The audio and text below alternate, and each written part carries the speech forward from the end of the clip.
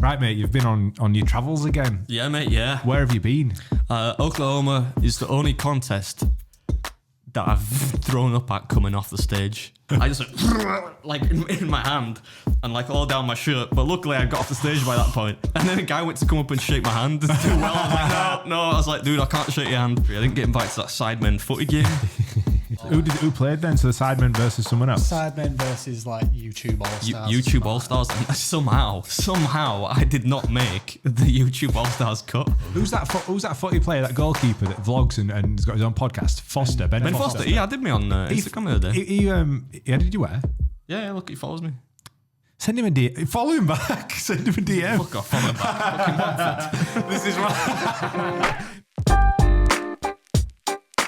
Hi, I'm Adam. And I'm Josh. And welcome back to the Breaking Bread podcast, where we enrage casual viewers by interrupting guests, apparently. But we don't have a guest this week, so we're just going to interrupt each other. How have you been, old buddy, old pal? Mate, I've been good. I see you've been interacting in the comments if you've come out with that statement as your opening line.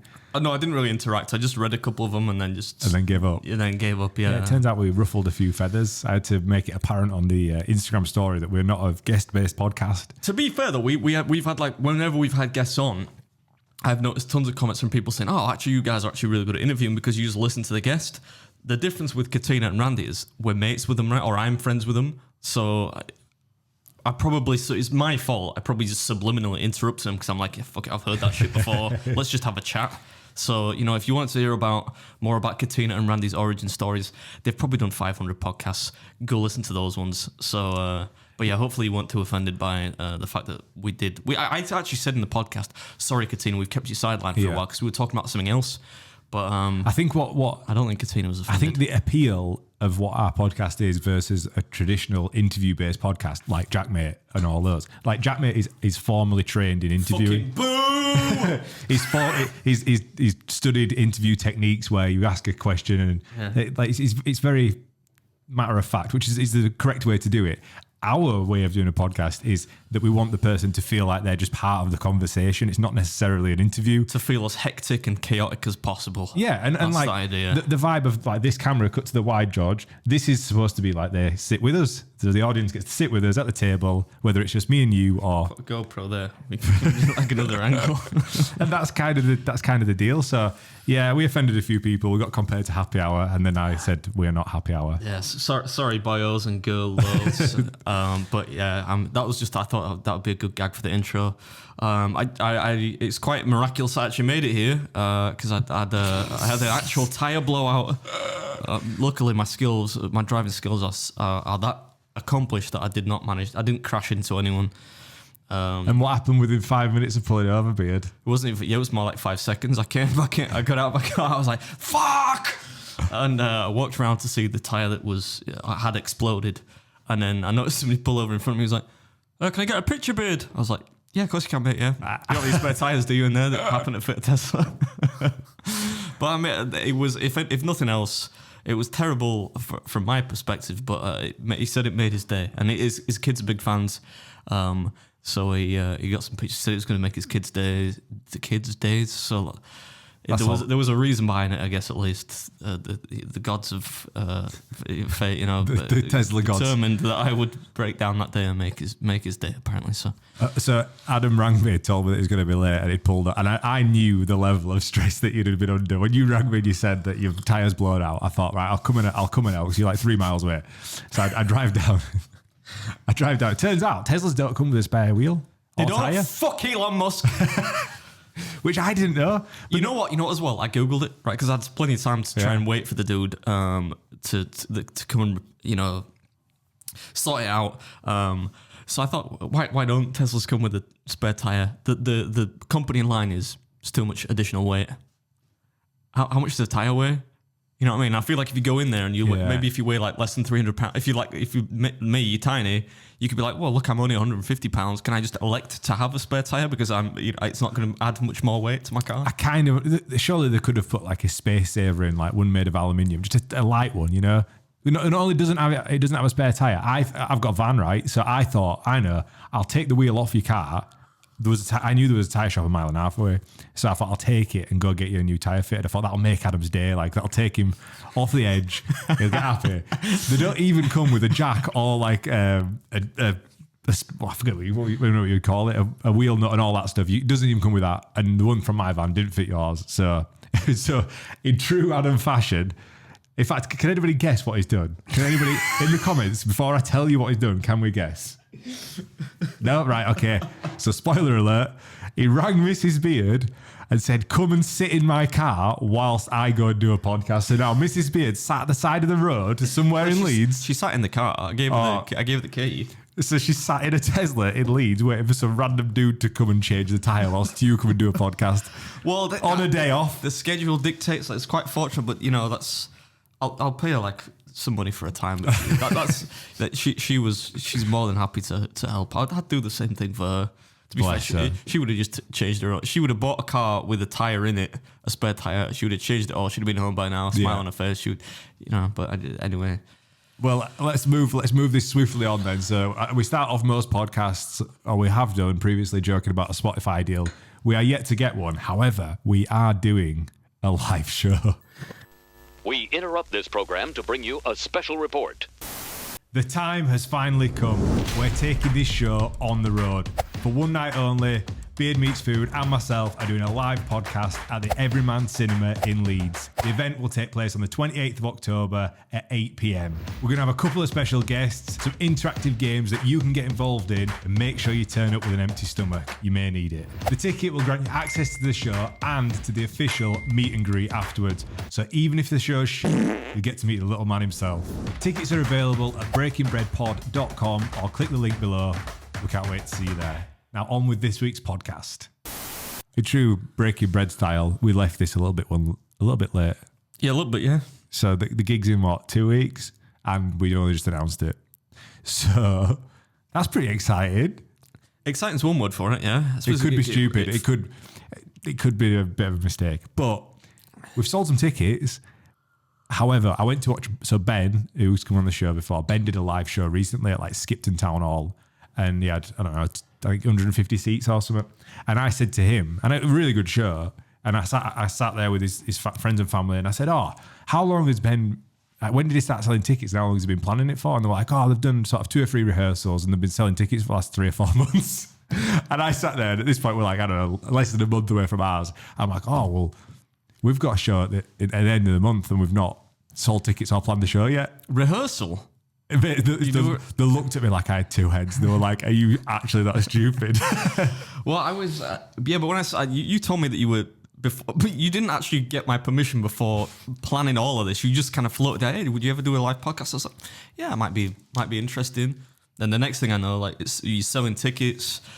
You're asking me to collaborate on the Instagram posts and all that, and I suppose if people often ask me, don't they, if I'll ever do a meet and greet. Yeah. I don't really have the ego to think. I just don't think I'm that interested, so I've never really wanted to do one. But this should give people the opportunity, if they for whatever reason want to meet me, to come and. How much are tickets? 25 quid, mate. So lad, I'll put 25 quid. You can go see Mate, do you know how much it costs to rent this venue? So I've probably picked a bad venue. It's a good venue because it's in Leeds City Centre. It's at the Everyman Cinema in Leeds Trinity, but with that comes a hefty premium. So even if we sell all the tickets, we will make no money. This is more an exercise in. we're not entrepreneurs, but this is more an exercise in, right? Did you learn nothing from the coffee?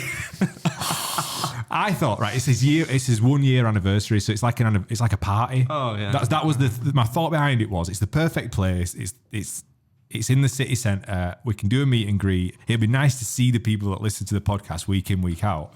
Let's just sort of go for it. And I thought, even if we won't make any money, I thought it'd be a nice gig. So even if only 50 people come and we have a few spare seats, we'll give you a good show, and we'll have a few beers afterwards and a meet and greet. Plus, we've got a guest, one guest confirmed. We'll talk about it in a later podcast, but we've got a guest for the live show. We've put some groundwork in for this. So So All right, man. I keep saying this. This is not my podcast. I just turn up. I'm just the guy that sits in this seat. I don't know anything about it, but I'll be there. I'll do what I can when I get there. I'll try to do my best. right, on with this week's podcast then. So we start every podcast with a YouTube comment. Is it a good one? Tell me it's a good one. It's time for a YouTube comment from you. All right, so this is not a YouTube comment. George, you'll be sad to know we actually got a really nice email to our Breaking Bread account email, and I thought It's not going to make me cry, is it? no, but it's a nice one. So this one, I didn't put his name down. Oh yeah, I did. Right, a guy called Chad Stevens. He's put, "Hey Josh, this is really cool." So he's talking about the live show. I know you've been throwing this idea around, and I'm happy to see you guys actually doing it. It would be great to do this. Unfortunately, I'm in the States, but if you've ever decided to put on a show on the road, I would be the first to buy a ticket. Hopefully it would be in the Northwest Oregon, which is very specific. If we can't sell tickets in Leeds, there's no chance we're doing a world tour. You say that, you say that. I'll let you finish that. All right. So it finishes by saying, you guys are a great duo and love hearing you talk about actual topics and, of course, talking about nothing in general. What was the fellow's name? Chad Stevens. Chad, thanks very much, mate. Stuff like that does make my day. That sounds whenever I say anything that I'm trying to be sincere, it sounds sarcastic. But thank you very much, Chad. It even gets so. The last line is, it's all about your experiences and, of course, the life and culture of living in the UK. Thanks again for making us laugh whenever you put out, no pun intended, a new podcast. It really makes my week more enjoyable. Cheers, mate. Cheers, mates. Chad Stevens. How nice is that? Chad. That's really nice. It sounds like a wrestler. Chad Yeah, Stevens. that's a solid name. That It is, yeah. It's a pretty American name, isn't it? Yeah. So I thought that's a really nice email to get. That I still find it mind blowing that people enjoy listening to us waffle on each week. When we do waffle on, there's not much direction to this. Yeah, I'm not arguing with that. But yeah, thank you very much for the email, Chad. Cheers, Chad. And if we do somehow manage to end up in the States in Oregon, we'll put on a show for you. There are a couple of food challenges in Oregon. We might not do a podcast there, but I might go there and not have an itinerary, so you won't be able to come and watch anyway. But that's how it normally goes. But if you know, Chad, if you know any food challenges in Oregon, let me know. I love places like that, where nobody really visits. I don't even know where Oregon is. Let me have a look. It's not. See if I can test my American geography. You should know this because even my English geography is terrible. I think is it just? I don't know if it's the state north of Kansas or one more north. So it might be like to the west and down from Illinois. No, you're on the wrong side. Illinois is like Chicago, isn't it? That's on. Yeah, but so I'm thinking it's basically the middle. All right. So so I was just in Oklahoma, right? Above that is Kansas. I was thinking above that and to the right slightly is Oregon. Ah, right. Am I right? Yeah, no, you're way off. So he did say Northwest. So he's actually above California, below Seattle, like Washington. Oh, so it's right on the West Coast. So like Vancouver side, yeah. Miles off. Who knew? Man, America's a big old place. Well, speaking of travels, let's do a section that we all love, Beard Travels. New York to California, Texas, Arizona, where's Beard traveling today? Right, mate, you've been on your travels again. Yeah, mate, yeah. Where have you been? Oklahoma, Oklahoma City predominantly. Yeah. Some places around there. And I was in Texas, Louisville, Texas for the World Tamale Eating Championship as well. Saw that on your Instagrams. Which was something, yeah. So well, let's start with every Beard Travels. How did the travelling go to go from Manchester to Oklahoma? Smooth sailing, lad. It was slick. No kids on planes. No, screaming at French ladies. No. It was. We cut that out. We cut that out last week. We cut that part out. Yeah. It was slick, lad. It was really. It was a very nice. I love flying. It's Air Singapore as well because I flew into Houston. I can't deal with connecting flights, right? So my theory, because you can only fly to a limited amount of places directly from Manchester, right? Which is pretty much. You flew to Houston? Yeah, and then drove... You need to put a map on the screen for this, George. This is fucking miles away. How long did it take to get from Houston to Oklahoma? It's like a 7-hour drive, but I didn't do it all in one. Right, I stopped like halfway, but and I got in that traffic jam. Did I send you the picture? It was like that scene from fucking Deep Impact, when everyone's trying to flee the comet by road. So like the roads just gridlocked. It was like that. You see people coming by on like a moped now and then. But yeah, it was It was slick. Yeah, I love flying Air Singapore because I don't know if it's just like a cultural thing, but the cabin crew are just like always super polite. Not that they're not on any other airline, but they're kind of like overly polite almost. It was without incident really, largely speaking. Not much queuing and all that stuff. Got a bit of a guerrilla immigration, but that's normal now. You know. Oh yeah. I think it's because I visit so often. They think it's weird, right? Yeah. But it's not like illegal or anything. You're perfectly entitled to do it. And it was funny because the guy I was staying in, I was staying in Dallas, or just south of Dallas when I got there. But because you get off a plane, you've been awake for ages. I don't want to drive in like 5 hours or whatever. And the guy's like, "Oh, why are you staying in south of Dallas if you're gonna be in Oklahoma City?" I'm like, "I just want to stop halfway." He's like, "Well, yeah, it's only like a 7-hour drive." I'm like, "Only a 7-hour drive?" I'm like, "Lad, you could go the full length of like the British Isles in 7 hours." Like I've been awake for like 20 hours already. Yeah. I don't want to drive the full way. I don't think it's a crime. He's like, "Yeah, okay, have a nice trip." What a weird statement. I think he's trying to catch you off guard in case you've got anything that that's, yeah, in case you like slip up and you're like, "Oh yeah, I'm doing a drug deal in Dallas, and then I'm gonna head up to Oklahoma, dropping off some Semtex on the way." But I don't know. I think, but relatively speaking as well, like a 7-hour drive to people that live in Texas probably is nothing. That's probably like a normal thing. Like a lot of people that were at the tamale contest, they're like, "Oh yeah, we drove in this morning. It's like a 6-hour drive." I'm like, that's mental. Like if I drive 2 hours in one direction in England, I'm staying over wherever I'm at. I'm not coming back the same day. You're right. You're right. I mean, America's like it's a horrendously big place, isn't it? Here's one you probably not like this, but like a funny observation.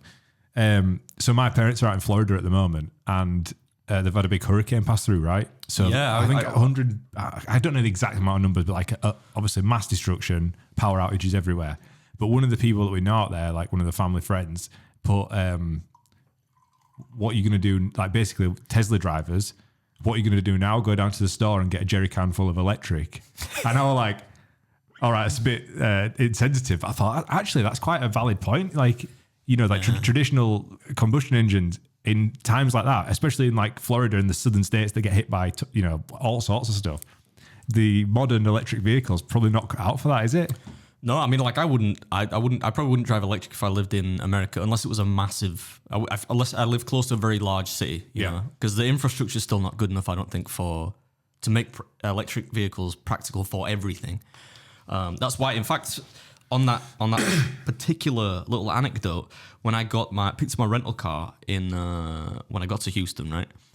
I've never had to wait for a rental car before, because normally you go into the lot and they've got 200 cars or whatever, and you just go pick one.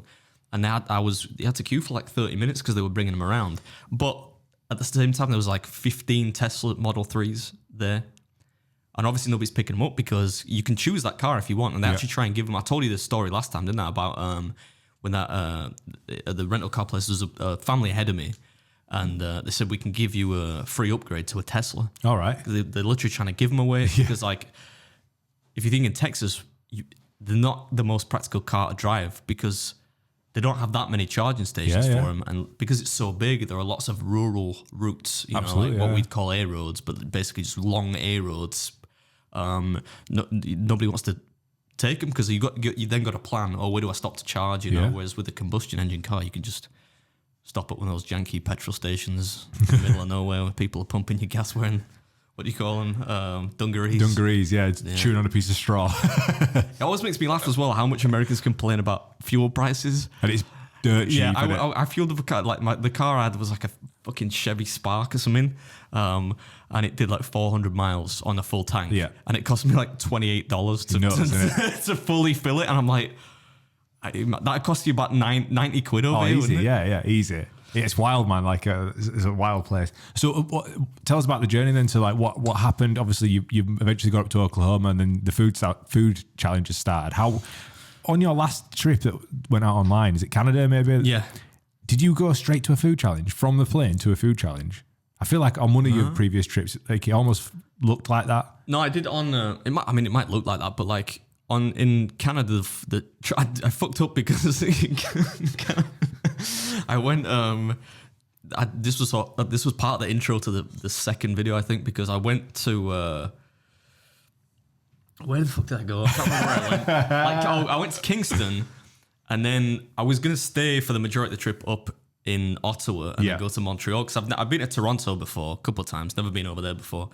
But I went to Kingston day one, and then day two was supposed to be in Oshawa. And I think I just thought, because it sounds like Ottawa, they'd be near each other, but they weren't near each other, right? So I basically drove like 4 hours that way to come 2 hours back this way. Oh no! To then go like 5 hours that way.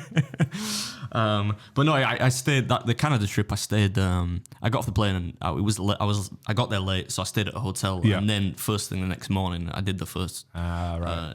When you're on these like travels by yourself, what do you do for like entertainment on all these drives? Do you listen to podcasts? Do you listen to music? I listen to the Breaking Bread podcast. Sometimes I do, because I have to proof listen to them, right? In case we say something that it's going to get us cancelled. I don't know. I don't really do anything. Sometimes I listen to music, but I'm a bit weird. I sometimes sit in silence. Yeah, I quite enjoy it. Oh my god! Is that serial killer shit? Right. Have you watched that new Jeffrey Dahmer series on Netflix, man? I can imagine him sat there with his Polaroid picture, just driving in silence. Do you want to watch a movie? I haven't seen it. I've seen some of the Dahmer films. Did he keep people's heads in his freezer or something? Yeah, man. I'm only like 3 episodes in. No, like I'll try not to spoil all, but it's like I never even heard of the dude, but this guy's. I've seen another level. I've seen 2 movies about actual films, not series. Oh yeah, yeah. There's like My Friend Dahmer, which was about people that it was told from the perspective of like his schoolmates, and another one I think that's a bit older than that. But sometimes I quite enjoy I find it quite therapeutic, just the sound of the road, especially if you're somewhere like if you're driving in Oklahoma. A lot of the roads are, like I said, they're rural and they're not busy roads or anything. It's not like driving over here. It's just like you and the road. I find that quite relaxing. What alarms me more now, given the escapades of this morning, is what you would do. So like you were 3 miles away from the studio this morning, right? And it was like all hell's broke loose. I could have fucking walked it. Yeah, you could have literally walked it. You'd have been here like an hour or so. But imagine if you're in the arse end of nowhere in the back roads of Texas. And I've done Route 66, man. And it's just straight roads for as far as the eye can see. And then there's a mountain and you get over the top of the hump and it's just as far as the eye can see. If you get stuck there, I always pay for roadside man as part of the rental car thing. So like the worst case scenario, I feel like, is I'm just camping out in the car and they might get to me in 4 hours to repair whatever's wrong. Oh, that's one of the parts of the aspects of the trips like that I enjoy though. Not I don't enjoy driving, but you know, like that kind of just pick up your cameras, you on the open road, you're traveling to do something, and if anything does go wrong, you might be able to get it as part of the video. You know, it might make things entertaining. Yeah. Kind of like Casey Neistat thing. You know, something could go wrong, and if you're filming, that adds to things. If you're not filming, then it just makes life really inconvenient. Like Casey's back. Have you seen? No, but you keep seeing he's back, and then like he'll make 2 videos, and he goes. No, he's back. He's been uploading regularly. He's moved back from California to New York, and he's uploaded regularly since. He must have done that moved from like New York to California to New York, back again about 6 times from like the title of his videos. But legend, man. Absolute legend. Although he don't get as many views as BeardMeatsFood, I'll say that. Surely he does. Come off it, man. Nah, honestly. That's what happens if you stop making videos. It's only natural that people are going to stop watching. I'm very fortunate as well now. I don't know why the fuck I get like 1 million people watching videos on average now. That's wild, that. Mental. I don't know why. Honestly, I couldn't tell you, but I'm very happy that people do. So what was the first challenge you did then whilst in... The first one is I stopped in Dallas, right? Which is I've never been to before. And a lot of people, when I did the last Texas trip, like, you should go to Dallas. But Dallas kind of has so many, I thought I would just go back there. But anyway, I did this one called a place called Patriot Sandwich Company. Right. Which is like a deli sandwich. And that was neat. I won't kind of give it away, but it was hard. Harder than I expected. But you got like standard stuff, man. You get a t-shirt. You got like a little. They make a limited edition like commemorative coin for you. Oh yeah, which I thought was neat. You know, like if you get something that it says something like I beat the whatever the challenge is called. I beat the meat. Yeah, I beat the meat. It doesn't say that actually. They were a little classier with their not like with the slogan, but. Yeah, so I did that on the way up there. Then I really enjoyed Oklahoma. It's fuck all there. Like it's just like farmland, and like even Oklahoma City's pretty. I don't want to say it's small, but it's not a mega city like a lot of the ones you see in. But I love that. Like my favorite stuff to do is you'll never see me visiting like or I'll usually avoid visiting like massive cities because a lot of the more fun ones I think are like when it's like a family owned restaurant on like a mom and pops as Randy said. A mom and pop restaurant, like on a rural route, as they call it out there in the middle of nowhere. But yeah, on this trip, I did do the best food challenge I've ever done on this trip. Like in terms of like the taste, not the. It's probably a decent video, probably not the best video, but the actual flavor of the food and how much I enjoyed the challenge itself. What was the food? It's one I've always wanted to do. It's a place called Kendall's Bistro. No, is it Kendall's Restaurant? I don't know why I said bistro. And it's like a chicken fried. So you get like 3 massive chicken fried steaks, which is like a steak. That's where they like the hammer it down and then like deep fry it. Yeah. And it comes with like green beans, mashed potato, a salad, some biscuits. American biscuits. And 2 cinnamon rolls. So it's like there's a lot of variety, and it's always been like a bucket list one for me. They're like probably 4 or 5 that I've always really wanted to do, and that's one of them. And I was thinking, you're going to overhype this, because you really want to do it, and I'd not done it until. So anyway, I went, and that was basically the whole reason for the trip. The whole reason I chose Oklahoma, yeah. But it was fucking unreal, man. What, just delicious? Just it was so nice. How many times did you say delicious in the voiceover? I think I tried to avoid it, but it must be at least 3 times. I try to get the thesaurus out and say something else like delectable or piquant or something like that. But yeah, no, it was just unreal. The food there was so nice. What was so good about it? Just, I don't know, it just tastes good. Like it's unusual that you get if you're doing a food challenge, right? It's unusual that I'm never gonna sit there and be like, oh, this tastes like shit. But like a lot of the time, it does taste pretty bad. Yeah, and you just kind of politely say, it's all right. It's not so bad that you don't want to eat it, but it's not particularly good. Then you get a few that are outliers, which are better than average. And then you get ones that just taste amazing. And obviously the fact that it's not cuisine we get here, nobody really does deep South cuisine here. Yeah. But it was just really, really nice. And it's a lot of food, right? But so I suppose I'm giving away the video. But at the end, I'm kind of like, I'm starting to feel uncomfortable. But there was no point that I wanted to stop eating. Wow. Normally you get halfway through, you're like, fucking hell, this is hard work now, But yeah, it was just really, really good. Like if I was going to do one again, just for a laugh, not for a video. I'd do that again in a heartbeat. It was really good. That food in America, like southern food in America, like that, like your biscuits, gravy, mashed potatoes, that is amazing stuff. If you've not tried that, you can't compare it to British, because like you said, like biscuits are kind of like a scone, but not a sweet scone. They're a savoury scone. Yeah. You get them at KFC over there. Or at least in Florida and the southern states, you get biscuits, mashed potatoes, gravy. Yeah, like a lot of people, Americans, kind of. They don't understand the fact that we do like wedges, or the KFC still do wedges here, or like we do normal fries. I think out there that you can get like mashed potato biscuits or like wedges or something maybe, and we just do KFC here just does like regular chips, right? Yeah, it was a good trip. Lots of the thing I enjoyed about it, I think most, is that it felt like it's the hardest trip I've ever done in terms of like the amount of hours going into every video.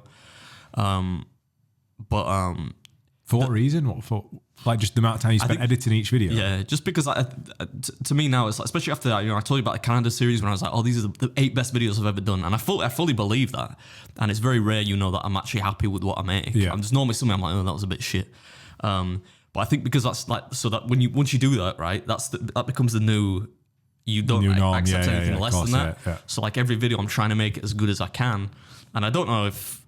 I'm not like as excited about them, right? But what I do like about that series is every video, there's one burger challenge out of 8 videos, right? Yeah. The rest are all just things that, there is a pizza challenge as well, actually. So, and you get those quite often, but the rest are just things you wouldn't. Does it become mentally, do you end up having like sort of challenging yourself, knowing now that, one, you've made those videos that you consider the best videos you've ever made, but also the fact that the amount of people are watching, does that add pressure on now? Yeah. Because like that must be like, chronic that. Yeah, I never used to really feel it before. I don't know what it is, but like I think even I've always kind of thought that my channel, I've always thought it was successful in some way because I never expected it to be a success. If that makes sense. And even when you got like 100,000 people watching your videos, that's a massive amount of people. Of course it is, yeah. I never really felt any pressure or anything, and it's just of late. I don't know what it is.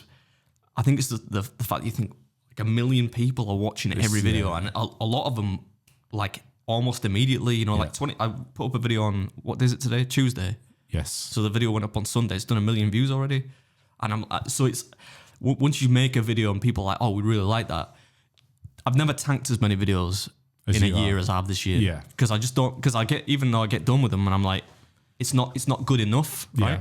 And I think maybe people don't think about that. Not that I'm not asking for sympathy. It's just that you do feel a pressure from it. So that now you think, oh, how can I make this new video, which is ostensibly just eating food? How can I make it more entertaining? Yeah. So that's where all the goofy shit comes in. Like on one of the videos, I thought it was funny, but I know a lot of people get wound up by it. Like there's a part I do. Do you know the song from the musical Oklahoma? Oklahoma, where the wind comes sweeping down the plains. No. Everyone knows that song. Well, apart from me and George. Well, it'll probably be lost on like the TikTok generation then. But like I did, I'm running down the stairs really quickly, and I started thinking of like the kind of orchestral music. So I come out of that, and I like dramatically come out of the hotel and start singing it with the music playing in the background to the the camera. And it's just like goofy shit like that. I think to me that I'm like, oh, that makes me laugh. So I'll put it in there. You still then get in the car, doing a drone shot, and go to eat some food. But like, it was hard. But like, I'm not complaining about it. It's just, I found it. I don't know. I found it more difficult than all the past 8-9 trips, whatever. I get that. I mean, like I can't relate because obviously, like you're like you are at the top of the tree now. But I understand how that could be. I don't think I'm at the top of the tree. Isn't that Mr. Beast? I'm pretty sure it's Mr. Beast, isn't it? Oh well, yeah. But I can't be at the top of the tree. I didn't get invited to that Sidemen footy game. Probably a good job. What you mates with? Who was that guy? Who were the guys that we met at the Spotify? That kid from. I'm Alex. He's part of Sidemen, isn't he? No, He does stuff with him, doesn't he? I don't think he's part of them though, is he? Oh, you're in that. How do you get in the Sidemen? Do you have to? It's an application process. Is it like do they headhunt you, or do they open up like a new spot? I think they've been them collection of guys for years. I don't think you can join. Oh, I thought it was like, is it like Pussycat Dolls where they just kind of add,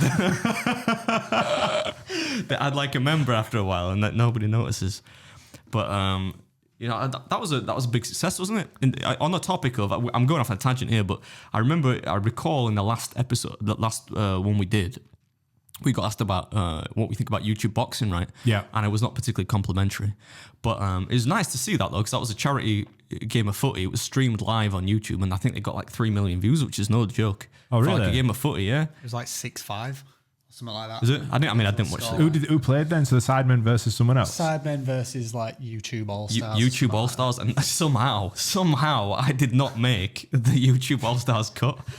Unreal. Like, this is a man that played centre midfield with John Walters on the right, Clint Hill behind, with some proper professionals, and held his own. Who's that footy player, that goalkeeper that vlogs and has got his own podcast? Foster, Ben Foster. Yeah, I did me on Instagram the other day. Yeah, did you wear? He had me on Instagram, I think. That's just me. Oh, whatever. Follow me. Fuck, I'm old, He will man. like I'm it. old. We put the post out about the show and he liked it, and I saw his thing pop up. I thought that'd be a class person to speak to. Who does he play for?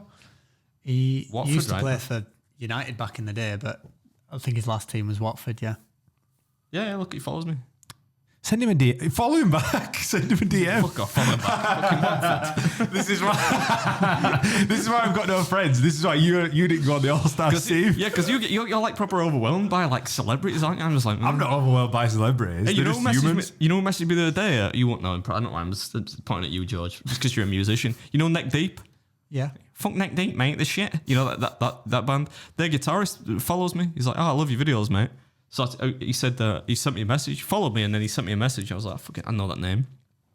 And he said, I love your videos, mate. So I just sent him a message back saying, fuck Neck Deep, mate, the shit. But before I wasn't trying to piss him off. That's like people used to say that about him right back in the day. Right. They're like a British Welsh pop punk band, right? Yeah. So they naturally got a bit of flack for that.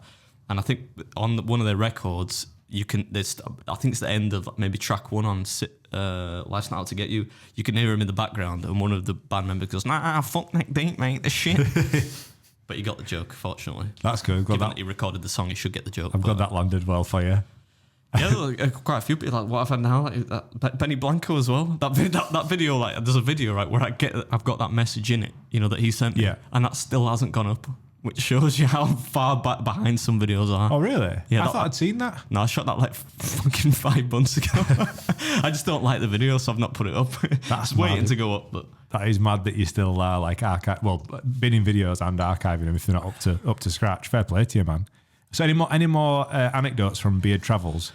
oh, let me quickly remind myself. I keep checking my phone because I want to make sure that Lindsay's not raging at me because like she's waiting with my my car and whatnot. That is bonkers that you've done that to her. I said I've not done that. She has got a heart of gold, that lady. Yeah, she does. Because she'd do anything for me. But I would have done the same on the thing for her. topic of Mrs. Beard. So obviously we announced yesterday that the tickets have gone live, and I got a DM from Mrs. Beard, your sister. Don't get me started. Your sister's Mister, like your sister's Mister, but it should be Sister Beard's Mister. That's what his Instagram should be. Saying, "Can we come?" And I'm like, "Of course you can," but I'm not going to piss off the little man. But you kind of got to let him come. Yeah, I don't know. Like, given what I know you've got planned for the show, as long as my mum doesn't think she's turning up, we'll be all right. All right, so Mrs. Beard, There's not much Sister Beard, and Sister Beard's Mister can come. Yeah, there's not much that they don't know about me. My mum, on the other hand, she has a whole different image of me. Okay. So, Right, all right. Your Well, grandma coming.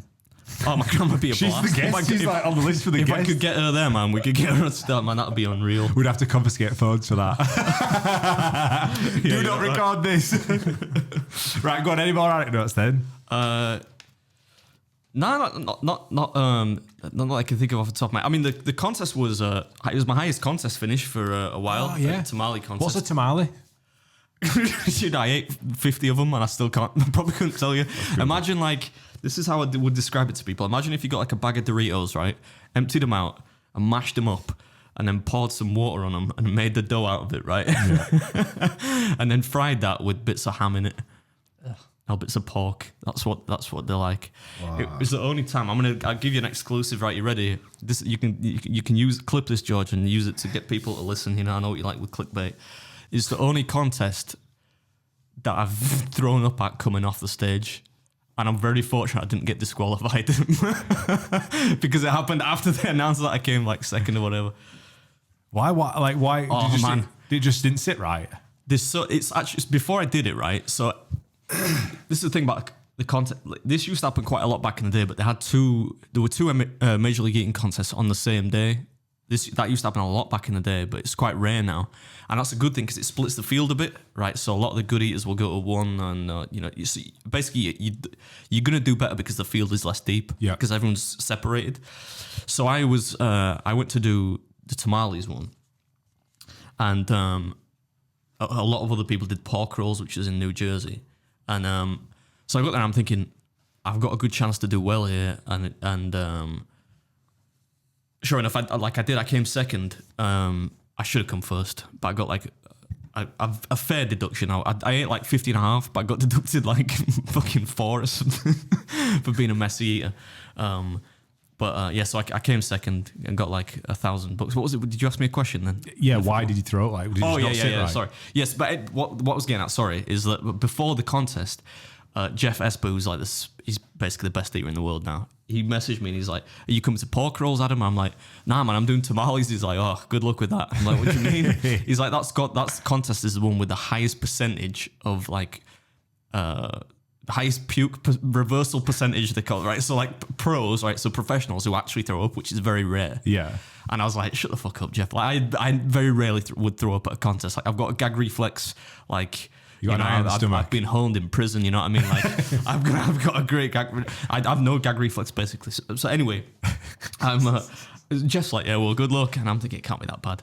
But honestly, like, it was so bad that, like, after having done the contest, right, they make, I was in the top 2. And I thought I'd won, actually, at first. Because I was ahead for a lot. If I go ahead at a contest, I shouldn't lose, right? Yeah. Because I shouldn't slow down as much as everyone else, because capacity is my strength. But I just... After 2 plates of those, man, I didn't want to eat anymore, I tell you. Like, good job. I wasn't going to bring a flavour change as well. You know, sometimes you have Powerade to make it sweeter, and I wasn't going to. Thank God I did, right? Otherwise, I could have done really badly. But at the end, it's a bit like boxing or MMA. They bring the front 2 out, basically, and then whoever wins, they lift their hand up. Yeah. You know? But I could see the results, and I knew I'd come second. And Derek, who won, did, like, really well, so I'm not taking anything away from him, but, like, he he was great. I think he did 50 and I did 47 and a half or whatever. Yeah. And Sam's like, he's trying to whip the crowd up, right? He's the best MC and he's talking and I'm thinking like, Sam, can you just like hurry up here? Because he's waffling on forever and I'm like, I might actually lose it. And if you throw up like while they're announcing that, I'd be DQ'd, so I'd be last. Right. And like, whoever's next in line gets second place. And there's 1,000. I say $1,000, that's £1,000 now. So you know what I mean? Yeah, I was going to say that. Yeah, that used to be £600 back in the day. But, I'm just sat there, I'm thinking, and he's wearing a white shirt, and I'm like Sam's like holding my hand and whatnot, and I'm like, come on, I'm like, come on, and I'm like, trying to breathe in, like for the crowd that's watching. I'm like, please God, don't let me throw up here. And I kind of control myself a bit, and he's like, Derek wins, and I'm like, yeah, okay, well done, Derek. And Adam's second. I'm like, sweet. And then like as I turned and started to walk off the stage, or if it's the fact that it was movement, I was like, and like I held it in, and right behind stage, it's like right in front of where I don't know if it's a town hall or something, some really posh like marble looking building. I just like in my hand and like all down my shirt. But luckily I got off the stage by that point, so I might get in trouble for revealing that. But I felt all right after that. I was probably only like, I don't know, maybe a couple of bounces. It just dribbled out of me, but I was like, oh man. And then a guy went to come up and shake my hand. Do well. I was like, no. I was like, dude, I can't shake your hand. He's like, oh, you're all right. I was like, yeah, I'm all right now. But man, there was some. I don't want to say anything negative about the tamales because the sponsors Padrino make them. They would get like for the first two, I enjoyed them, right? But I think it's just the nature of the food. They're so greasy, they're deep fried, and it becomes so monotonous. That sounds awful. And I was actually really quick after. Like I was a plate. I'd done a plate. But way before anyone else, I think Derek was a ways behind me. Yeah. So credit to him for coming back. He's a monster. But yeah, man, they were hard to keep down. But yeah, that's the first time that's happened. Like coming off stage, and I the closest I've been after that was oysters. I thought I was going to lose at oysters, but they are gross. To look at those, you'd be like, okay, yeah, I get why you would. But you just swallow them, you don't chew them, you just swallow them. Try and just swallow them, yeah. But it's just the texture of them. But the tamales, man, the taste was so...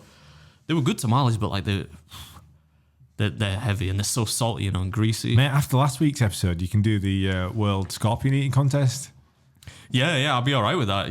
But you wussed out, didn't you? Mate, I felt rough, Everyone go, I felt bad, Everyone's commenting, they're saying, Josh has got to eat a scorpion, so when this will go up after that one. Yeah. So they'll realise now that you didn't eat the scorpion, and I had to pick it up and do it. But it was a good trip, and it was nice to come. I was pissed off that I didn't win. Because that was an opportunity to win that would have been the second contest I ever won. Yeah. But coming second is, for me, that's still good. And I beat Michelle Lesko as well for the second time, I think. And Michelle's like an amazing eater, right? She's ranked way higher than me. So that's stuff like that, like little victories are always nice, It's cool, mate. Like you still got another season in you, haven't you? Like. Yeah, man. Like I always feel like when I'm in the heat of it, like I enjoy it. Yeah. I enjoy it's just what I don't enjoy is trying to get prepared for them because it's just not fun. Like somebody messaged me the other day. Did you do any preparation for? No.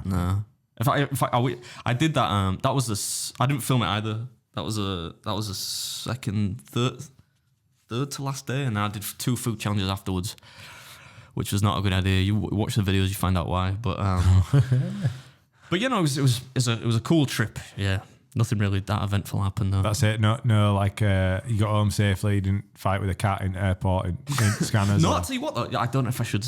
I'm gonna say it anyway because they can be anonymous. So I was in the airport, right? I get to the gate, and did I tell you this on WhatsApp? WhatsApp. Yeah. Is that a good story for the pod? Yeah, fire it in. So I'm at the gates, right? Coming home, and I was just on my phone, like people normally are, and I just noticed this body like lingering around this. I looked up, and it's a young lady. She says, "Oh, hi Adam, can I get a picture?" I was like, "Yeah, of course you can." So she's taking a picture. She's like, "I was actually in the queue behind you. The first time you went to Texas, first time you were in Houston, but I didn't want to interrupt you and say, hi, I'm a bit shy." I was like, I should have said hello. I was like, when you say first time, I was like, do you mean like back in May or whenever that was, April? She's like, yeah. I was like, oh, that's an interesting coincidence, right? That you were on that flight with me coming here when I was back in May, and now I'm going back on a totally different trip and you're coming back. I said, what brought you to Texas? She's like, oh, well, I got married. I was like, oh, congratulations. She's like, yeah. It didn't quite go as I thought. I was like, well, why are you going home now? She's like, well, yeah, I got divorced. And I'm like, But I was only here in May. She's like, yeah, it didn't last as long as I expected. Wow. And not that I'm laughing at that, but Did she divulge as to why she got divorced? I didn't really want to ask, but that's got to be like, I don't know, probably not a record-breakingly short marriage, but she's just going to think of me now when she thinks of marriage. Yeah, but I don't think she will. No, but she's like thinking, I'm like the gatekeeper for that. So when she was going to get married, she saw me, and when she was coming back from the marriage, she saw me. How did you escape the comments? Like, because that's a bit of a clanger, isn't it? Like, it's not like, oh, can I have a picture? Right, yeah, have a nice day. Like, you've already engaged. You come, how do you end? Like, how do you move on? I'd be like, oh, yeah, Lindsay. What do you do? I don't know. I'm not really one for, me, social convention. I just said, oh, well, I'm sorry to hear that. Plenty more fish in the sea, which you probably thought was a bit creepy coming from that. But I don't know. I just said, I just got a picture, try to be as positive as possible. She didn't seem like too cut up about it, though. So she put on a brave face because she'd met a eating hero. I don't think it was that, no. Well, I guess we'll move on with the podcast then. Can I have my own jingle, please, George? Because I want a Josh Travels section because I can add to this now. New York to California, Texas, Arizona, where's Josh traveling today? Wait, I've been on my travels. Yeah, no, where have you been again? So in Stockport or something? Since Stockport, since I've last seen you, I've been to the Czech Republic, I've been to Geneva, I've been to France, and I've been to London. Geneva. Switzerland, do you know? I know where fucking place Geneva got a big is. lake. Yeah, I'm just. It looks like the journey of a money laundering kind of geezer. It looks like you're doing something dodgy. You know what I mean? Yeah. What are we doing out there? I went to. I am. You're fucking ignorant. But Vaguely. No, I've just got a message from Mrs. Beard saying that the tire is fixed. So things are looking up. So now she's just stranded. Is she gonna drive it back here? Like, what's the? I don't let her drive it, man. Are you joking me? No, I'm just gonna. You're gonna have to drop me off or something. I'll have to get an Uber. I'll drop you off to go it's get just parked in the middle of Middleton somewhere. Yeah, not the nicest place to be parked. Next to Miggy Park. Are we good? This isn't live, fortunately. So yeah, I think it's all right. Sorry, mate. What were you saying? I'll let you finish. Why do we even? You know what I mean? Like people listen to this and they think, "What the fuck are these idiots doing?" Is there any plan to this? Is there any? Yeah. So you were in Geneva? Czech is it Czech? I'll let you now? finish your text, mate. I'll let him finish what he's doing. We're taking a break. Right. You've been to a bit of a Euro trip, like one of your favourite films. Road trip though, wasn't it? We got to the bottom of it. But yeah, I went to Czech Republic. So I got invited by Octagon MMA to go and experience. So they're one of our clients. We make like one of their podcasts. I remember Brian regaling us about how big they are. Well, so in that podcast, I've sort of kind of become I'm a bit of a I go around a bit. Do you know what I mean? You can't fucking say that. Jesus. Why can't you say that? You just can't use the word. Why? You just can't, man. Beef it out, George. I thought you could. That's an acceptable word, isn't it? Let me Google it. Only if you're talking about the substance, like the offshoot of whatever when they make crude oil. You can beep it out and then people know what word you said by my description. Right, anyway. So, yeah, I move around a bit. And, this fucking live one is going to be an absolute catastrophe. A fucking omnishambles. That's what it's going to be. Sorry, go on, what you saying? So I've ended up sort of like helping co-host Brian's show. So it's Brian's show, but he wanted somebody to be in George's position to talk to off camera. Yeah. Turns out my insights into MMA have been taken well by the superiors at Octagon MMA. He said that you kind of gradually just worming your way in and people were enjoying you. Yeah, so then they invited me out to this show and Brian were like, you should make a vlog of your experience. And I'm like, hell yeah, like give me an excuse to make a video. I'm down. Like whipped out your Canon 70D. Whipped out the 70D, old school, and we shot a vlog, which was like, in my opinion, probably one of the best videos we made, right, George? Yeah. Is it up yet? So it will be when this goes out. It'll be on my channel because we've sort of given the vlog to Octagon, so they've released it on their main channel. All right. And so Brian's been getting like multiple thousand views on the Octagon hype. We dropped this vlog, and it's like trebled the numbers of this Brian's show, and the thumbnail's like me with a big fucking grin on my face and somebody getting punched in the head. So nice. Long story short. Amazing production, like the actual show. So they filled out this big arena in Brno in the Czech Republic, and 10,000 people were there. Main event were amazing. Dude got pagged, blood everywhere. Was he all right though? Yeah. Yeah. As long as he's all right. No, he's all right. And But I made this vlog anyway. It's gone out and it's done amazingly well. So I will launch it on my channel as well. But it was just a really good experience. But that being said, now Octagon are like, oh, what else can we do with Josh? So I may be a presenter at some You said point. you were going to be fighting then. I was going to say, oh, man. I'll fight as well. I'll jump in. Yeah, no, you're not Tom Hardy, mate. So I could. Let's go. You two on an Octagon card. I want to see that. Joking, mate. I turned down whatever it was. How much you fucking weigh? 60 grand from that box wank or whatever it's called. I don't know what it's I heard called. they didn't get paid, you know. That word on the street is that doesn't surprise me. I wouldn't be stepping foot in that ring without 100% in advance. I'll tell you that much. And not in Bitcoin either. How much do you weigh? Right now, 156 pounds. I'm a bit heavy. What's that in kilos? About 70. We're never gonna meet up at like a catch weight, me and you. Well, you say that I'm planning on coming at Christmas and next year. I'm just gonna get fucking fat. I've decided.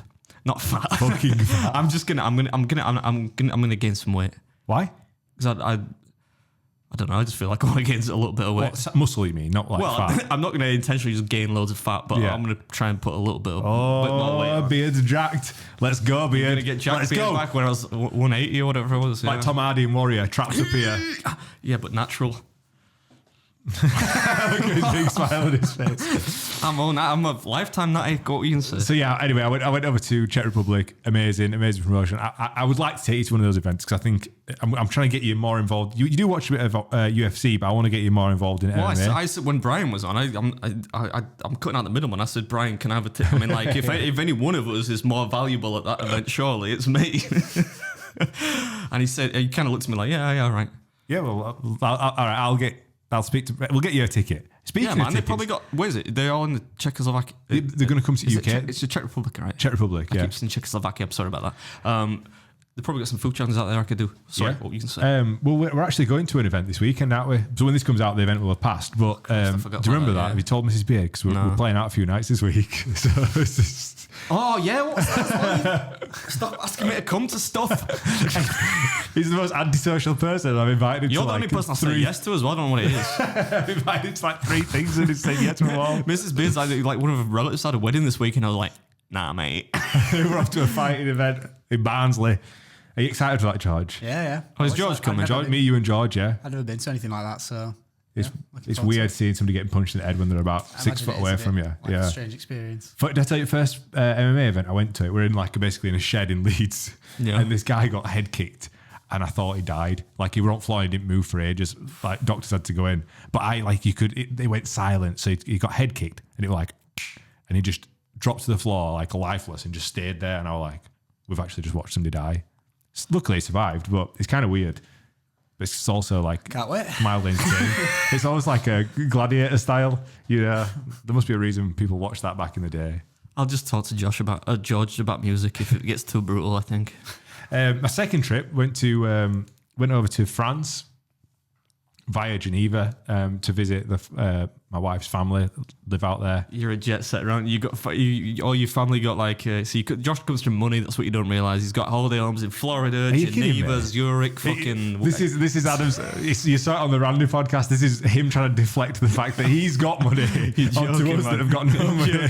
None of my family got fucking holiday homes in Florida. I tell This you isn't that a much. holiday home. They live there. They live in Oh, France. yeah, well, even whatever. He married her I was uncle married a French It's nice. lady. I've never been to France.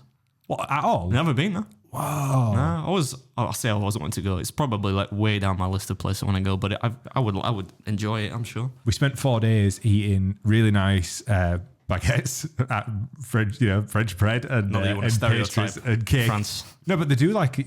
So here's one for you. You know, like if you get your baguette from Asda, A baguette, yeah. yeah. So you get one from Asda. No, I just wondered why you said baguette. and and it lasts a week. Yeah. Over there, they bake them every day, and by the end of like 1 day's past, you can't eat them; they go stale. And it must be like there's no preservatives in it, so they must be a lot better for you. Well, as far as bread can go. Mrs. Beard like it out there. I don't even believe you went to France and ate a baguette. That sounds like it's a made up story. Right, and and what else? So, in the spirit of not in the spirit, but all I could think about were you because we went out to get some baguettes one morning. Why do you say baguette so weird? We're going to have to get some baguettes. We were driving down like this country lane, and this bird flew out. Did you kill it? I killed a bird. So I was there 4 days, right? First day, killed a bird. So we're coming home. We're driving back from like where we were in Borg up to Geneva. Let's say it's 6 a.m. It's pitch black. We're in the hire car, trundling along. Another bird flies out. Big bird hits the windscreen. Poof. Big bird. A big bird. Not Big Bird. I'm a big fan of that guy. Or girl. What's Killed Big Bird, another a guy or a bird. girl? I've never hit anything in a car. And I spent 4 days in France and killed 2 birds. When we set up this studio band you keep talking about, that could be a name, the bird killers, because we've both done it now. Not that, by the way, if anyone's listening, we realise it's not funny to kill animals, but neither of us did it intentionally. Well, I didn't do it intentionally. I didn't do it intentionally. Merely remarking on the fact that it's not a pleasant experience. It's just like I can't believe it happened twice in a couple of days, and it's never happened to me before. And all I could think about was the poor bird that you'd killed in Texas. That was a monster, that bird, as well. It's almost like you feel worse the bigger the thing is. You know what I mean? Yeah, I mean, that's the little one was like a little sparrow thing, and I thought that would be a bit stupid of it. It just sort of like pinged off the window and probably didn't survive. But then the big bird, I thought we were going to come through the window. I did. Scary, isn't it, when you hit something that's like substantial? Then I'm thinking, oh man, I hope it's not made like a mark. Because we've got to give this hire. I can't get it repaired. I've got to give the hire car back in like an hour. You've orphaned its kids as well now. Be ashamed of yourself. And then to finish off the trip in France/Switzerland, we've got a Father in Fails for you, George. Run the jingle. Till he's bumping ahead, falling down the stairs. It's time we hear the tales of Josh's father in fails. Right, so we're in the airport, and traveling with an 18-month-old is as hard as you would imagine it would be, like trying to entertain a little person for the time that it takes to get through security, get into the airport. His flight got delayed by like an hour and a half, so she's just running around in like the lounge area thing, you know, where you wait to get on board the flight. They called us up eventually to get on, and we managed to keep her entertained for like a few hours, you know, and she was knackered. And they had like these light up like boards, and she was just like a bit obsessed with it, you know, just looking at it. And I'm like, oh, that's pretty cute. And it gave us a chance to just let her she was not far away from us, so we could keep an eye on her. And it had like this almost like a cloth, like the light was up behind a cloth, so it was really soft. And I thought that's really clever because they must know that kids are going to run around, and it's safer if it's rather than it being plastic or glass, it's like a cloth mesh thing, you know. Yeah. I thought that's really good, and obviously it's been pulled tight and it's like bracketed on either side. And so there's like 2 people left in the queue. So Danielle's like, right, come on, let's get on board. So I'm like, oh, Tilly, come here. So she turns around and runs and just hits this bracket. Poof, drops onto her back, a big mark on her head, and just bursts into tears. And I'm like, oh no. So she's wiped her off this bracket, and we're having to board with this screaming baby. And I'm like, the poor kid. So yeah, I thought we were doing a good job up until that point, and then she smashed her head off a metal bracket. Childline be coming for you if they listen to any of these podcasts. I hope nobody just happens to watch my videos and thinks, oh, I'll listen to this podcast. And they work for Childline. Man, I think like it happens. Like, what can you do? You can't like wrap them in bubble wrap and hold on to them. No, I get that. Like that's what I don't know if that's like the parents' fallback that they say, well, you know, it's character forming. They've got to get things wrong to realize what's dangerous in life. But you know, you're probably right. I mean, I've got so again, it's not injury related, but I've got an unreal Father in Fails for the live show with footage. Oh, you sharing it? Saving it for the live show? I'm going to save it. Like it will be hilarious. George has seen it. It's good. Yeah. So I can't wait to see that on the cinema screen. Not that you're profiteering from your only child's bodily injury. No, there's no injury. There's no injury on this one. Right, okay. It's just an epic fail. Like it was safe, but it was dead funny. So I'm excited for that. And yes, that was my second trip. And then I had to go to London for a job, which was we should have like a London fails. Seeing all the people that have been asking us, for some reason people thought we're doing a world tour, like with a fucking Rolling Stones or something. You go into London. I replied to one guy saying you're more likely to catch me doing a live podcast on fucking Mars, mate. It's because you put we're going on the road. So you should have said we're going down the road. Yeah, we're going on the road. Shall I just get it's a good job you say to keep us in check. Yeah, so I went to London and did a job down there, and turns out your congestion charge has got to be paid within 2 days of you being in the city, which I didn't know. I went down on the Monday, Tuesday, and when it was the following Monday, Tuesday, I thought, oh, I'll pay my congestion charge now. Why are you looking? Did you know it was 2 days? Yeah. Oh, I didn't know. I didn't Google it beforehand. So It's been that for ages, though. It's not like that's a new thing. I don't. But I suppose if you don't really, normally you train it down there, don't you? Yeah, we normally. Yeah. So guess how much it cost me to go in and out of London for 2 days? I don't know. With my fines. I couldn't even tell you. I don't know a lot. 200 quid, 300 quid. £240 per fine, and I got 2 fines. Ooh, luckily you're rich, though, isn't it? Isn't it? Were you talking to yourself? I don't know. Luckily, Still got jet lag. luckily, you're rich, Beard. It's all right. That's talking you. You'll have to just sell one of your... I can pay 500 quid for a new tyre on my Tesla. Fuck it, buy another Tesla, Mrs. Beard. Order another one. Sell one of your timeshares in Florida, you'll be all right. It's gone. Yeah, no, I mean, like, if you're driving in... If you're going through this congestion zone, like, you're in deepest, darkest central London, aren't you? Yeah. So you generally want to avoid that with a car anyway. Might give me, like, I don't go to London. I'm about as much as you, and I avoid it like at all costs. And we were driving around London to go to the gig, and Mike's point, like a tour guide, he's like, "Oh, and that's the Tower of London. That's where the Scouse Mike. Yeah, Scouse. Old Mike. What do you call it? What do you call him? Ugly George, or I don't know what do I call him. Tory Mike. Tory Mike. Yeah. We went for dinner. Love you, Mike. We went for dinner the night we got to London with another there's another crew that he works with from Liverpool, and we all met there, and we were sat having dinner, and I'm like just cracking a few jokes, and Was Mike having lobster? Yeah, Mike were having a crack at a joke, and we were all and we got round to the point of saying, "Oh, do you know what they call him in group chat?" And the lady Sophie that runs it was like, "No, what do you call him?"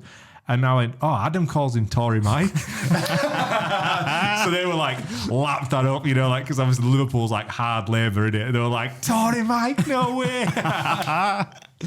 But yeah, so Mike's driving it. I'm in the van, and Mike's next to me. He's like, "And there's the Tower of London. That's where the Queen's jewels are kept," and blah, blah, blah. And he's giving the grand tour. I'm thinking, fucking hell, mate. How do you know? I don't even know. I didn't know any of this. So, I mean, it won't worth the 500 odd quid's worth of fines. Yeah, normally tours are a bit cheaper than that, mate.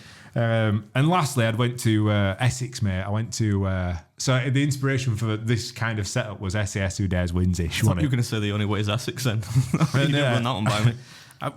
Long story short, Ant Middleton, the guy that's on SAS Who Dares Wins, wanted to produce. I've seen you fraternising with proper celebrities now. Yeah. Big wig game. I never watched that show, but like I quite enjoyed it. Just like shout at people. Yeah, he was former Special Forces, former Special Boat Service, and then he went on to SAS Who Dares Wins as like head instructor. And long story short, he started his own podcast, and in the process of him like putting that out there online, somebody had put my name forward as the guy that should bring it to life. And so you're the one that made it look like a doctor's surgery, yeah? So we had to film it in like a service office building. There wasn't any character to the room, so we had to just sort of. He dressed it in what he could, and I just did what I could, which was pick up all this equipment, drive to Essex, and set it up exactly the same. That's kind of what I did. Yeah. And it looked really nice, but bit of a bigwig. I think we should do a podcast with him. I think it'd be good. People would enjoy that. Really nice guy, and he's probably the same size as you. Was he smaller than average guy? He is, and he wears Crocs. I put a picture on my Instagram taking the piss out of his Crocs, and people are like, "God, either you're really tall or he's not that tall." And I'm like, he's probably just average height. I imagine. Is he 5'10" like me? I imagine he's the same height as normal you. human height, a super efficient human height. George, what are you saying? Oh, I think he's small. I think he might be smaller than you. Smaller? No, I don't think he is. He doesn't look small. When you stood next to him. No, he doesn't look small. He doesn't look small. Every picture, basically every picture I've got of somebody that watches my that asks me for a picture, and I might be like, "Oh, can I get a picture of us too?" Every single one of them is smaller than me, almost. There's maybe like one or two people that aren't taller than me. You know why that is? It's not because I'm tall. It's because we're all women and children.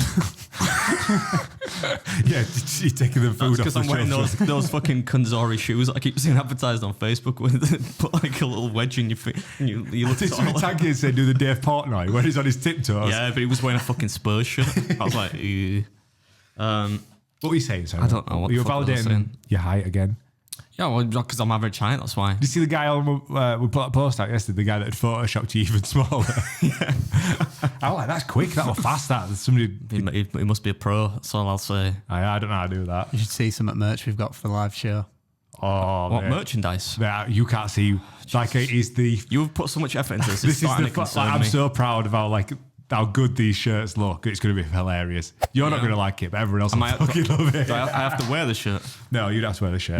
No. I might wear the shirt, and then the other people can get the shirt. As long as the people that turn up and pay £25 for a ticket to sit in a room with you and me. You get a food voucher with that, so because you can eat in there and drink. So right, okay. Well, as long as those people are content with what they receive, then I'm a happy man. It doesn't matter if I'm at the butt of a joke or two. And it's going to be that our 1 year birthday as well. At the time, that's why we're doing it then. Like, it feels like we've been doing this fucking thing 10 years, I tell you, man. Mate, we're racking up some subscribers though now. We've got 13,000 subscribers now. Yeah? Yeah. And we're getting the most views. I think Do you reckon we'll make it to 100? I think we will, you know. Right, well, I want to just because I'm sick of that gag now. Usually People are still commenting and finding that funny, you know. You could put the silver one there. But yeah, what were we saying? I don't know what we were saying. You said, do you think we'll get it to 100,000? Oh yeah, no, but I know that, but we were saying something before that. But anyway, oh yeah, and your boy Ant Middleton, yeah. If he'll come on, I don't know. Like people don't want to come on these days, do they? Not that you can blame them because I think we're going to shout over the top of them for an hour.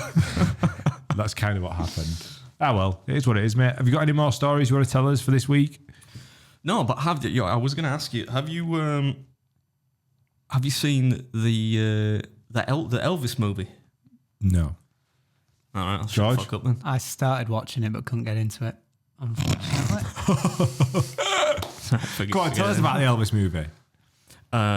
No, I wanted to remark on how fantastic it is. Really, yeah? Yeah, I'm no Elvis fan or anything like that, but it's Baz Luhrmann, so it's a little bit gaudy. It's kind of a pretty wacky, but like what they do with, I'm most impressed by like the music. You should like the score of it, George. I just found Tom Hanks a bit distracting. He's a bit like, he's proper. It's like he's got a fat suit on. It's like really hammed, the accent as well. Yeah, but aside from that. What I loved most was that, they use a lot of the old kind of Elvis songs, but they've obviously got hold of the original recordings because they kind of they put them into like new kind of modern sounding songs and like little kind of one shots which punctuate all these scenes. So like when he meets like Priscilla Presley and when he's their relationship's falling apart, it does the I Can't Help Falling in Love with You song, or like in a really kind of weird kind of almost drug-induced kind of like dreamy, it's just really impressive that they managed to do that with the soundtrack. And the dude that plays Elvis is unreal, man. I don't know what his name is, but he's not seen anything else, but it's just really good. I say it because I watched it on a plane on the way home. It's a long one. You need a fucking plane ride, wouldn't you? It's not like, that long. It's like 3 and it's 3 hours or something. Like 2.5 hours, I think, or 2:40 maybe. So it's nearly 3 hours. But have either of you watched that Marilyn Monroe thing on Netflix? That Blonde. No. The film's called Blonde. It's not tough just to watch. Like it's just. Yeah, it's just really weird. Really weird. Why? Why? It's just like, I don't know. Is that good interview techniques for you out there? It's just really weird, mate. I couldn't even tell you like what happens or who anybody is apart from Marilyn Monroe. It's just so scatty and like. You should write this. We've had comments saying you should get George on the podcast more. You should bring him in. I don't think this is why. This is why we've not. I'm going to say that's not the fault. I'm going to say that's not the fault of the film. I'm assuming it's probably more George, but. Well, mate, that's another one in the bag after our 3-week hiatus that the audience will not know about. But I haven't seen you in a while. I know. Did that little ballad that I did for you at the end of the last episode keep you, when you were aroused? You're jet setting in Zurich or wherever you were. Did you just play it? But I'm missing Adam a little bit. I'll play that. Do you know what's funny? Where he did that with Dolly Parton song. Mate, you know what's weird? Like when you go away, it's like you blink and obviously we're back again. But we are so busy at the minute. You're busy away doing your thing. We're busy doing our thing. We don't actually talk that much in between. So when you it's not like we've been texting back and forth. So it's kind of good to have you back and be able to record again. Oh, thanks, mate. When's the next trip away? I don't know. I was going to actually go at the end of October, but this live podcast kind of scuppered that. And then I'm recording the Christmas the Christmas. I need to talk to you about the Christmas thing. That's taken a bit of a dive. I'm going to try and do it. Basically, is what I'm getting at. But I'm going to an actual recording studio to have it done. Oh, when's that? When you're doing that? 14th of November. So like, what I wanted to do was go away again, basically end of October for 2 weeks, coming into November. But if we're doing that live show on the 28th and I'm recording that on the 14th, Yeah. it doesn't give me much time, you know. And you I think I always find that like my sinuses and stuff are not like I can sing much anyway, but they're always fucked up after I get on a plane. I don't know if that's just me, but so yeah, I don't know if I'll be. But wherever I go, there probably will be one more maybe before the end of the year if I've got time. Oh, is there a way you're going to find time for that? That's... A day I probably won't find time, or I might go like somewhere. I might be up in Scotland actually not for that long though, but I might be. But one of my mates, Pat Bertoletti, competitive eater extraordinaire. He's like part. I mean, he's Italian ostensibly. You can tell because of his name, right? But I think he's got Irish family and Scottish family, so he's over here like next week, I think. Oh, so you're going up to? So I might just go up to see him in Scotland. Nip in and see Tom Stoltman. See if he fancies the podcast. No, I'm getting tired of that now, mate. I've tried enough. Ah, mate. Well, that's good then. Another one's done and dusted. Thank you very much, everybody that's enjoyed this podcast to this length again. I'd like to be able to guarantee that the live one's going to be better, but I can't really. It will be better. Yeah. Grab yourself a ticket. If you fancy a night out, we'll have a couple of beers afterwards, and you meet the little man. Where are the beers happening? Is that so? In the Everyman, there's like a bar and a. Do I need to hire some security? George, George. I just get Mrs. Beer to come and get her to dress in like a suit. Get one of those, those neon bands. Yeah. She can headbutt people pretty well. I've experienced that a few times. Well, yeah, there's another one. Grab yourself some tickets and we'll see you there. Peace.